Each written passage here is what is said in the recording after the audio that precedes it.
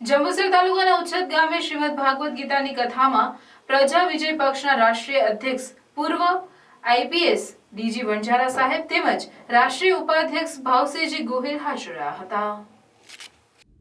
અને વ્યાસપીઠ વક્તા શ્રી દેવદત્ત બાપુની કથાનું રસપાન કર્યું હતું અને જેઓનું માન સન્માન દ્વારા બાળકો અને ગામના વડીલોએ ભાવભીનું સ્વાગત કર્યું હતું અને થોડા સમયમાં સાહેબ રામ જન્મભૂમિનું હિન્દુત્વની લાગણી વિશે વાતો કરી હતી અને સમગ્ર કથાના ભક્તજનોને ભાવ વિભોર કર્યા હતા। આ સમગ્ર કથાનું આયોજન કરનાર સંત સાહેબ ચંદનદાસજી તેમજ સુરતના દેવજી બાપુએ